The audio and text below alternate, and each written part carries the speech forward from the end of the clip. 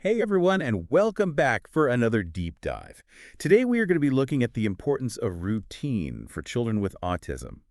We found a really great article that we are going to be using as our main source for this deep dive. Yeah, it's a really good one. Not only does it go into why routine is so important for children with autism, but it also offers some really practical advice for how to create a routine. So I guess we should start with the why. Sounds good to me. Awesome. So the article really stresses the idea that routine equals security, especially for children on the spectrum.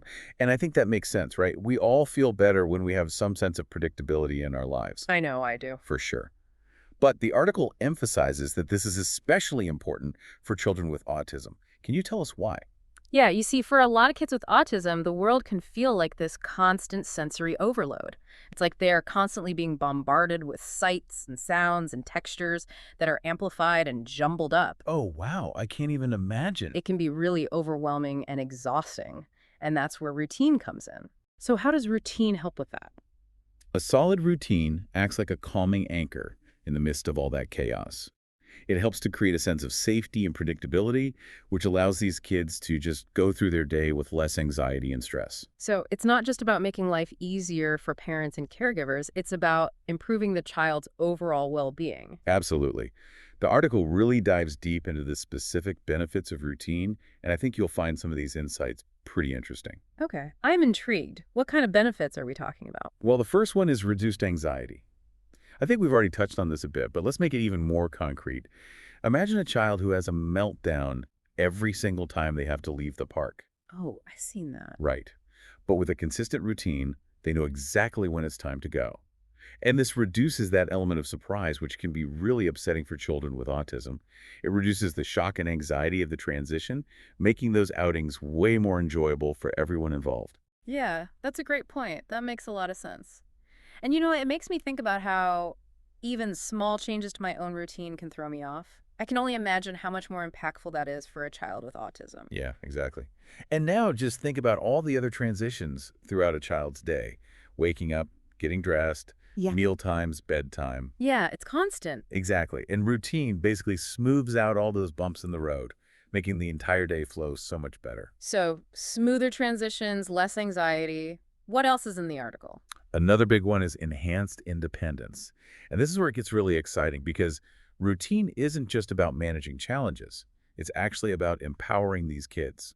Okay, I like that. Yeah, and so the article talks about how through the repetition inherent in a good routine, children with autism can master those essential life skills that we often take for granted. What kind of skills? We're talking about things like getting dressed, brushing their teeth, packing their backpack for school. Yeah, those are important ones. Exactly. And with consistent practice, these tasks become second nature. The routine provides the framework they need to build up their confidence and independence over time. And you know what? Even for neurotypical folks, there's something so satisfying about having that well-oiled routine. But for a child with autism, that feeling of mastery can be extra powerful. It can. And it doesn't stop with those basic self-care skills. Routine can actually support all sorts of learning and skill development. Think about academic learning, social skills, even emotional regulation. Wow, I would not have guessed that. How does routine tie into all of that? Think about it this way. When a child is consistently exposed to concepts through routine, they're much more likely to grasp and retain that information. Oh, that makes sense. Right. Like imagine a visual schedule that incorporates social skills practice. The child sees the picture for saying hello, and then they practice that skill during their daily interaction with a caregiver. Having that routine gives them the context and repetition that helps them to learn. It's almost like routine is like a building block for other skills. Exactly. And, the article mentions one more benefit that I think often gets overlooked. Ooh, lay it on me. It's the fact that a good routine can actually reduce behavioral challenges. I think there's this assumption that behavioral challenges are just part of autism. Right. But a lot of these behavioral issues actually stem from frustration, confusion, or sensory overload. Which we have been talking about. Right. And routine helps minimize those triggers. It really makes you think twice about just labeling the behavior without thinking about what's causing it. Yeah, by creating that predictable, structured environment, we're setting these kids up for success and helping them regulate their emotions way more effectively. And honestly, that makes life better for everyone involved. Right. Less stress for the child, less stress for the caregivers. I think a lot of people can get behind that. Okay, so this all sounds really good in theory, but how do we actually make it work? I think a lot of our listeners are probably wondering where to even start. That's a great question. And the good news is that the article has a ton of practical tips for building a routine. Oh, perfect. Can we dive into For those? sure.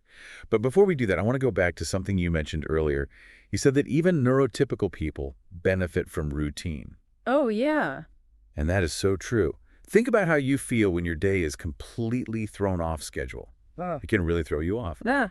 Like I get so thrown off when I can't have my cup of coffee first thing in the morning. Yeah, for sure.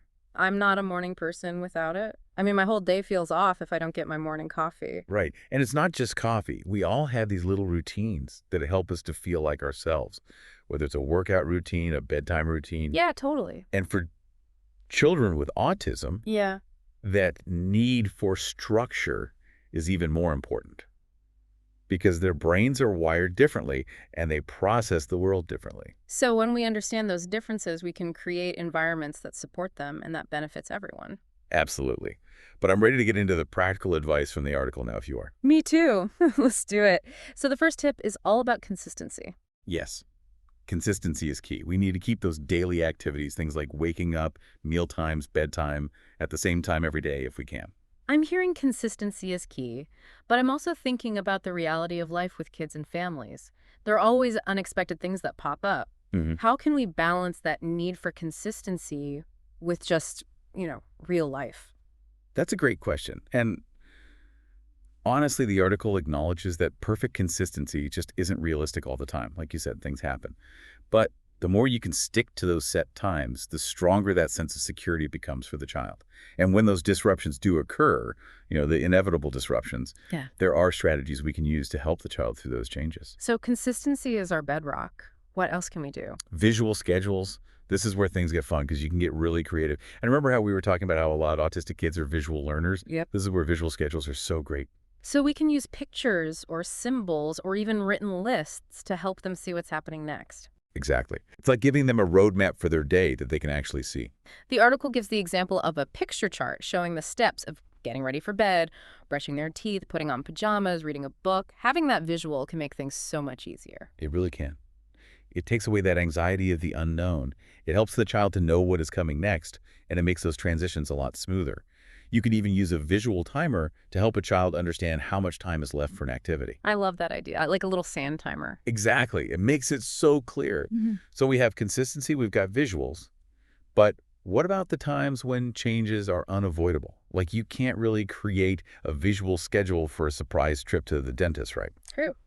So that's where tip number 3 comes in, prepare for changes.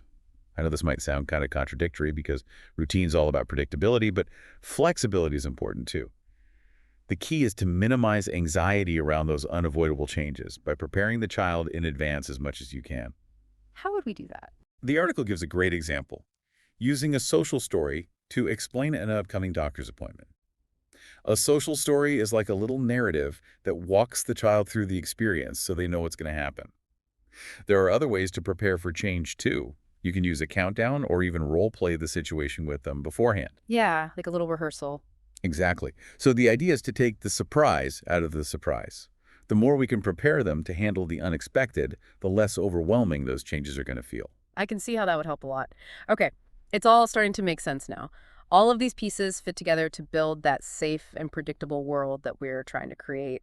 What's next? Okay, tip number 4 is all about making sure to incorporate sensory needs into the routine. We know that a lot of autistic children have sensory sensitivities. Some might be overwhelmed by loud noises, while others might really crave deep pressure or specific textures. So we need to figure out what each individual child needs. Exactly. And once you know that, you can include sensory-friendly activities in their routine that can help them regulate their emotions. Like the article talks about having some quiet reading time after a busy outing to help a child decompress. That's a good one. Or even something more physical, like jumping on a trampoline, maybe? Right. There are so many different options, and it's all about understanding the child's individual needs. Yeah. You can even consult with an occupational therapist, and they can create a plan based on that child's specific sensory needs. Yeah, it's great to have an expert on your side. It can be a huge help. And remember, you don't have to do it all alone. Okay, so now for tick number 5. This one is all about encouraging participation. We don't want the routine to feel like a bunch of rules that are imposed on the child. We want them to feel like they have some control over their day. Remember how we talked about choice being such a powerful tool for reducing anxiety? Well, this tip builds on that. One way to give a child with autism more control is to let them participate in creating their own routine.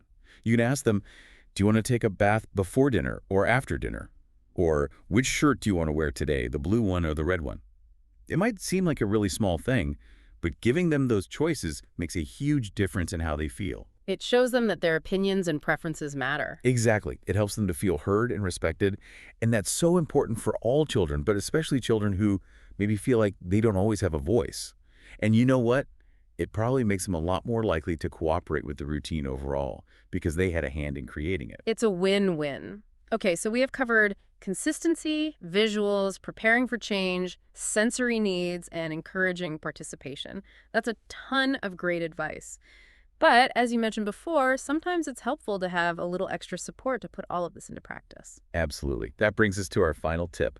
Seek professional guidance when you need it. You mean like an occupational therapist? Yeah, an OT can be super helpful, as can a behavioral therapist or a special education teacher. They can help you to figure out the specific needs of your child and come up with a plan that works for them. It's like having a coach in your corner.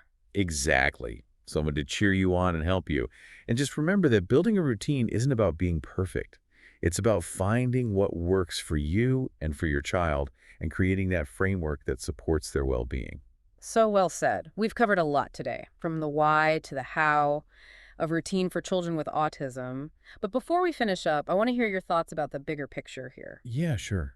What really fascinates me about all of this is that these ideas that we've talked about, like consistency, predictability, visual supports, they're not just helpful for kids with autism. They can be really helpful for all children and even adults. That's a really good point. Tell me more about that. Well, think about it. How do you feel when you don't get your morning coffee?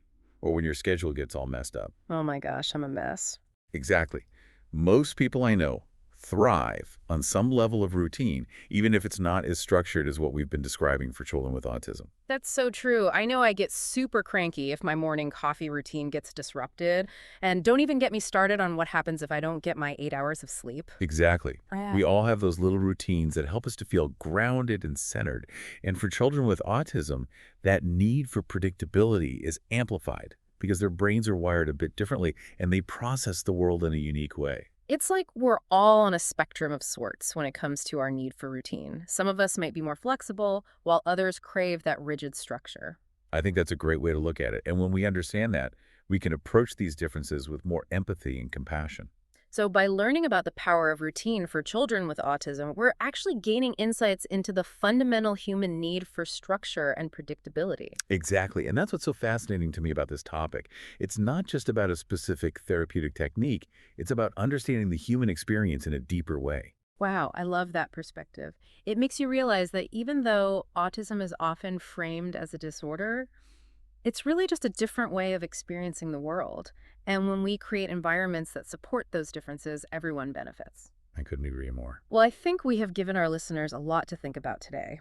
We've explored the why, the how, and even the bigger picture implications of routine for children with autism. We have. And I hope this deep dive has empowered our listeners to create more supportive and understanding environments for the children in their lives. Me too. And on that note, I want to leave our listeners with a final thought-provoking question. Think about the routines in your own life. How do they impact your sense of well-being? Now imagine how much more crucial that structure might be for a child navigating the world with autism. That's a powerful question. And it really highlights the importance of empathy and understanding in our interactions with all children, especially those who experience the world differently than we do. Beautifully said. Thank you so much for joining me on this deep dive. It's been a pleasure. And to our listeners, thank you for being here. We'll be back next time with another deep dive into a topic that's sure to spark your curiosity. Until then, keep diving deep.